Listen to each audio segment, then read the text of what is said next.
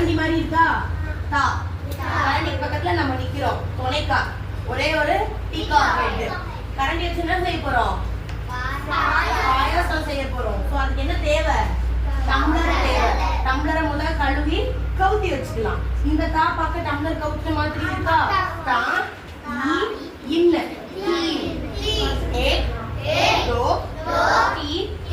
முடிஞ்சிருச்சு tumbler ready கரண்டி ready பாயாசம் பண்ண என்ன வேணும் சட்டி வேணும் சட்டி மாதிரி இருக்க சா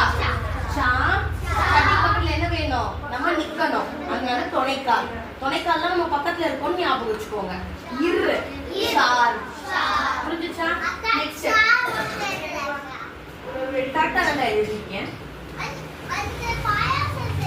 ஓகே எஸ் பாயாசத்துக்கு சட்டி ரெடியா பாயாசம் கிண்டிட்டோம் என்ன செய்யணும் கவுத்துல டம்ளரை நேரா வைக்கணும் அப்ப டம்ளர் மாதிரி இருக்க பா பா வந்துருச்சா அந்த டம்ளர் எடுத்துட்டு யார் வரா சிவபெருமானே வராரு அவர் தலையில என்ன இருக்கும் நிலா இருக்கும் பிந்து மாத்திரா மேல போடணும் பா இஞ்சு அவர் டம்ளர் எடுத்துட்டு எங்கதான் வரணும் பாயாசம் பண்ண சட்டிக்கு வரணும் அப்ப சா சட்டி மாதிரி இருக்க சா சரியா பா இஞ்சு இச்சு பாஞ்சு புரிஞ்சுச்சா பாஞ்சு ஸ்பெல்லிங் நிறைய பேர் தொலைக்கால் போட மாட்டீங்கன்னு கவனிச்சுக்கோ நெக்ஸ்ட் கால் அவர் பாயசம் குடிச்சிட்டாரு டயர்ட் ஆயிட்டாரு இப்ப கார்டன் போய் உட்கார போறாரு கார்டன்ல என்ன இருக்கு ஃப்ளவர் வாஷ் இருக்கு சா மேல ஒரே ஒரு பீகாக் ஒரே ஒரு ஃப்ளவர் தான் அதுல இருக்கு சரியா சரி பாம்பு வரப்போகுது எங்க பூ கிட்ட சோ பாம்பு மாதிரி இருக்க சாத் ஒரு தொலைக்கால் இத்து சரியா சாத் பாம்பு வந்தாலே யார் வரா அணில் வரா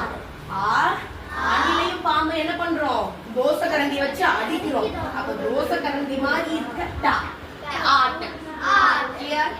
புரிஞ்சுச்சா நெக்ஸ்ட் என்ன பண்ணிட்டோம் தோசை கரண்டி வச்சு அடிச்சிட்டோம் இப்ப தோசை கரண்டிய கழுவணும் அப்ப குழாய் வரணும் டேப் வேணும் அப்ப டேப் மாதிரி இருக்குன்னா டேப் பக்கத்துல நம்ம நின்று தானே கழுவணும் அப்ப ஒரு துணைக்கால் கழுவிட்டு துடைக்கிறதுக்கு துணி ரெண்டு பீக்கா ஹெட் மேல நவ் புரிஞ்சுச்சா கழுவியாச்சு தோசை கரண்டி என்ன பண்ண போறோம் புளிக்கரண்டிக்கு பக்கத்துல